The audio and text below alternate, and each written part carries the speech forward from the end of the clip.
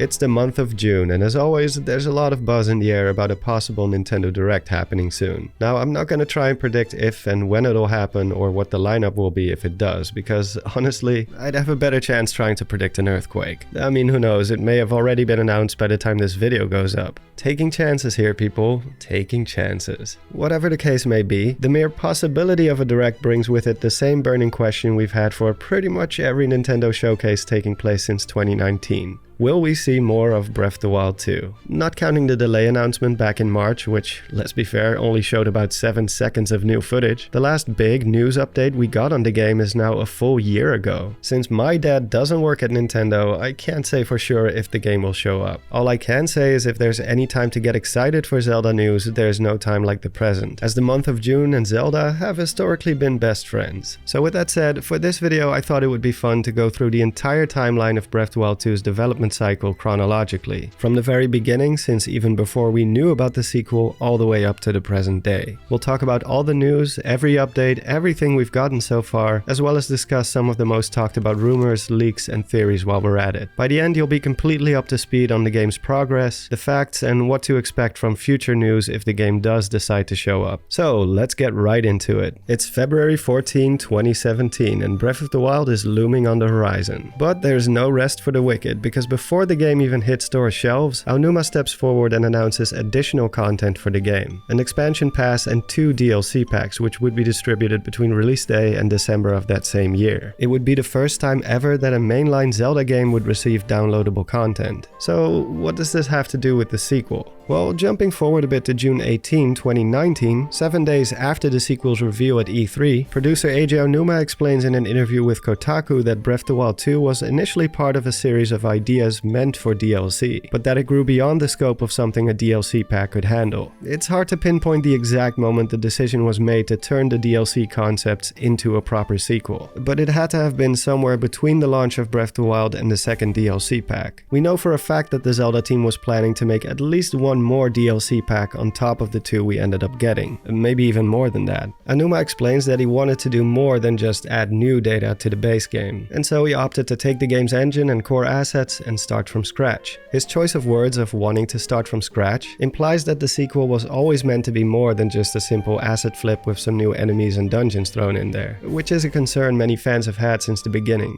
Anyway, back to 2017. On April the 4th, 1 month after the release of Breath of the Wild, the series producer states in an interview with Famitsu that moving forward, the open-air concept will likely be a standard for Zelda in the future, which is not necessarily a reference to Breath of the Wild 2 specifically, as it's not clear if the decision to start working on a sequel was already made at this stage. I'd say probably not, but for those who worry if the sequel will have the same open nature as its predecessor, there you go. On June 30, 2017, DLC Pack 1 would become available for download on both Wii U and Switch. And 5 months later, on the 8th of December, Eiji Aonuma revealed DLC Pack 2, The Champion's Ballad, in front of a live audience at the annual Game Awards, which became available for download that same day. It's all but confirmed that by this point, the sequel's development had officially kicked off behind the scenes, because not even 9 days later, Masterworks was published, a book solely devoted to the lore and development history of Breath of the Wild. And it's here on the final pages that Aonuma himself reveals for the very first time that the next Zelda game is officially in the works. Of course, this was the Japanese edition, so for most fans outside of Japan, this wouldn't become a well-known fact until the book was localized at the end of 2018. Speaking of 2018, it was a quiet year for Zelda news, and many were still enjoying Breath of the Wild and its DLC. The only small revelation we got was on the 6th of November, when IGN reported on a series of job listings popping up on Nintendo of Japan's official website. Gaming journalists had no idea what to make of this at the time, because nobody knew what kind of Zelda projects were in the works. Nintendo's president Shuntaro Furukawa had recently stated that he wanted to see even more DLC for Breath of the Wild, and there were even some rumors about a Zelda game for mobile floating around. Despite Aonuma's statement that a new game was in development, it wasn't a known fact that this would be a direct sequel to Breath of the Wild, and other Zelda projects like Link's Awakening for Switch and Skyward Sword HD were also still under wraps. Now, of course, the job offers have since been removed from the company's website, as the positions would have been taken a long time ago, but the article from IGN still exists. It was allegedly a request for level designers who have experience in designing terrain, fields, enemies, and dungeons. In hindsight, it's obvious that the job listings were indeed connected to Breath of the Wild 2. 2. Skyward Sword HD probably wasn't even in development yet, and doesn't feature new dungeons, enemies or terrain, and Link's Awakening was being developed by Grezzo, which is a third party. Lastly, on November 20th, the English edition of Masterworks, aptly named Creating a Champion, released in Europe and North America. And that wraps up 2018. In 2019, Zelda news started picking up. Link's Awakening for Switch was announced at the usual February Direct, and on June 11, the cat was finally out of the bag. Nintendo's E3 presentation had already achieved legendary status with the reveal of Banjo-Kazooie as the next fighter for Smash. But in what is perhaps one of the biggest mic drops in gaming history, they closed out the show by revealing the sequel to the critically acclaimed Breath of the Wild. The 1.5-minute story teaser sees the hero and princess exploring a dark cavern, accompanied by a very haunting music score. Around the half-minute mark, we get a few close-ups of an ominous, corpse-like figure who, based on his attire and the music cue that plays, is widely accepted to be none other than Ganondorf, back in his human form this time as opposed to the silent specter we saw in the previous game. Additionally, a mysterious green arm is seen latched onto the Demon King's chest, and while there's no shortage of theories about it, nobody truly knows who or what this being is. After a series of quick edits in which we see the hero's arm being possessed by some sort of green energy, the Demon King's corpse is seen springing to life, accompanied by a neck snap that would make even the most seasoned chiropractor uncomfortable. We then cut to a shot of Hyrule Castle seemingly starting to rise up from the ground, followed by a message that confirms that the sequel to Breath of the Wild is now in development. No title, no release date, no additional info. Suffice to say that every single shot of this teaser has been scrutinized and analyzed to death by now, including by yours truly, so I'm not going to go into further detail here. If you want to know more about the possible story details, there's a wide array of analysis and theory videos for you to enjoy, all with vastly different takes and ideas. One thing that is worth mentioning is that around this time, people started discovering a lot of parallels between some of the teaser footage and concept art included in Masterworks, particularly the one where Link's arm is either damaged or mutated, or transforming into all sorts of weapons and tools. It was speculated that whatever was happening to Link's arm could serve as the basis for all kinds of new powers and abilities, especially since the Sheikah Slate is nowhere to be seen. In the coming days from June 11 to 18, Aonuma took part in a series of interviews in which he would answer a few burning questions and reveal some additional tidbits of information, albeit not much. While talking to IGN on the show floor of E3, he mostly stuck to the subject of Link's Awakening, which was set to release in September, but he did share a few things about the sequel. Because of the darker tone of the footage and the fact that it's a direct sequel, IGN asked if the game was perhaps inspired by Majora's Mask, the sequel to Ocarina of Time, and considered to be one of the darkest entries in the series, to which Aonuma responded that the game will not necessarily be related to or inspired by Majora's Mask, and that it just so happens that what they showed in the teaser was a bit darker. This quote quickly spread around like wildfire and was used as proof that the game would be even darker than the N64 classic. However, many have since spoken up against this presumption, suggesting that it's a misinterpretation of Aonuma's words, and I agree. The phrase, "what we showed you currently is a little bit darker," is clearly a general statement about the nature of the teaser itself and not in reference to Majora's Mask. That isn't to say that the game won't have its fair share of darker elements though. I mean, the stuff we see here is definitely more eerie and foreboding than anything we saw in Breath of the Wild. Seeing as Link and Zelda are seen exploring the cave together, IGN also wondered if we might see some sort of co-op between the two, which the series producer in classic Aonuma fashion neither confirms nor denies. It seems to lean more towards denial though, as he remarks that in the previous game, the two were also seen together a lot of the time, and thus he finds it interesting that people would go straight into the thought of co-op. However, I can't speak for the man obviously, so until we see more, it'll remain a what-if scenario. The final revelation in this interview is that allegedly some of the Zelda staff had been playing Red Dead Redemption 2, which came out 1.5 years after Breath of the Wild. This led many to speculate that Breath of the Wild 2 may have taken some inspiration from Red Dead 2, the same way Skyrim inspired the original. But if that's true and what these possible inspirations might be remains to be seen. The next day on June 12, he sat down with Game Informer. He said that one of the reasons for choosing a direct sequel was that he wanted to visit that same Hyrule again, confirming that the events would indeed be taking place in the same world as its predecessor. He goes on to mention that he's grown fond of the idea of DLC and that going forward he'll be thinking about doing it again. So there's a very good chance that Breath of the Wild 2 will receive downloadable content down the line as well. Finally, he confirms that for the sequel, director Hidemaru Fujibayashi is returning again for the same role. And a few days later on June 18, he would have the interview with Kotaku we talked about earlier, where he reveals that Breath of the Wild 2 started out as DLC. On July 5th, 2019, another set of job listings was posted to Nintendo's website, which again pertained to level design with an emphasis on dungeons. Like before, Therefore, these are no longer present on the website itself, but an article by Games Radar covering the topic does still exist. And that rounds up 2019, at least when it comes to news about the sequel. Link's Awakening released on the 20th of September, however no further comments were made on Breath of the Wild 2 by any of the staff. And so, we were left waiting for the next major update. Little did we know that we were about to enter what came to be known as the Great Nintendo Drought of 2020.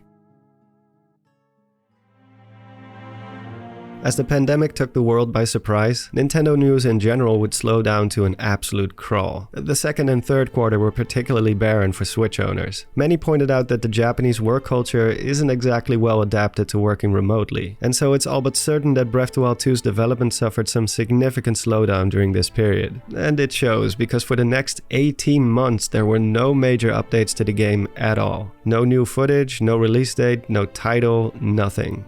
On July 6th, there was a short-lived controversy regarding 2 Spanish voice actors, which gave fans a shimmer of hope that maybe the game was in a much further state of development than originally thought, and could show up again soon after all. It was reported that on a local podcast, the voice actors for Revali and Zelda said that they were done working on the Spanish dub of the game. In the industry, it's common knowledge that the localization takes place in the final stages of development, and means that the animations, dialogue, and thus the story have all been finalized. However, these reports would later be corrected or retracted altogether, as it became clear that there was a lot of nuance and context missing from the language used. And knowing what we know now, this was indeed a classic case of fake news. The only official update we got this year came in September, when Hyrule Warriors Age of Calamity was unexpectedly announced on Twitter. Prior to showing the new Warriors title, Aonuma briefly took the stage to announce that in regards to the sequel to Breath of the Wild, the team was working hard on it and that we'd have to wait a bit longer. So basically the update was that there are no updates. With the release of Age of Calamity only 2.5 months later, the train wreck that was 2020 came to a close. And luckily, 2021 would prove to be a lot more fruitful. In terms of Zelda news, it immediately started out strong. In the first general Nintendo Direct since late 2019, Aonuma stepped forward in a similar fashion to announce Skyward Sword HD, which had been rumored since 2016 but never confirmed until now.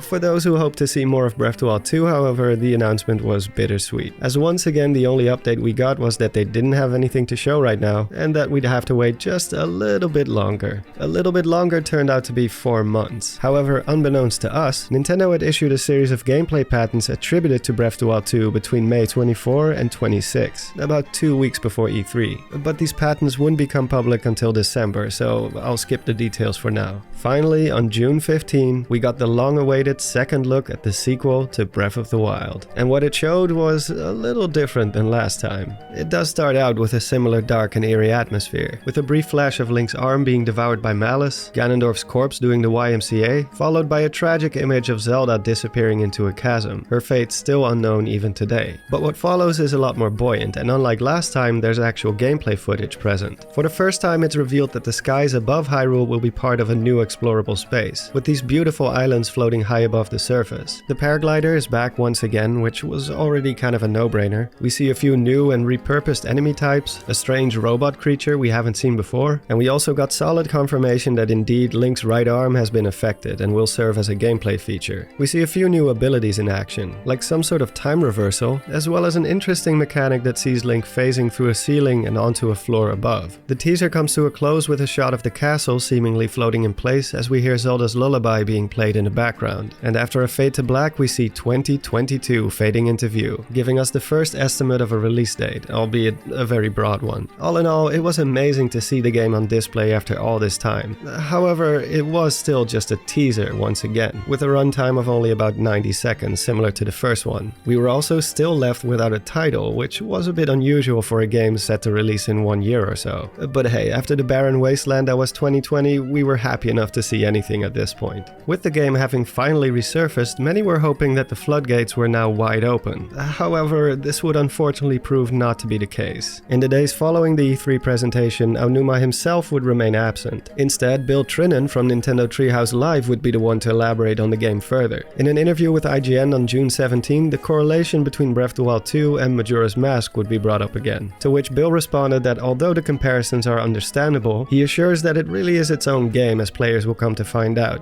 I understand people making that conclusion, but I think that by the time you finish playing it, I think everybody's probably going to come to the conclusion that this is really sort of its own thing. He was also asked about potential time travel, a question which he expertly dodged without confirming or denying anything. All interesting observations, it's amazing the degree to which people will analyze the trailers and look at sort of every frame. The big news for us is just letting people dig into that and kind of guess what they can, and you'll get more information on some of those details as we get closer to when it launches in 2022.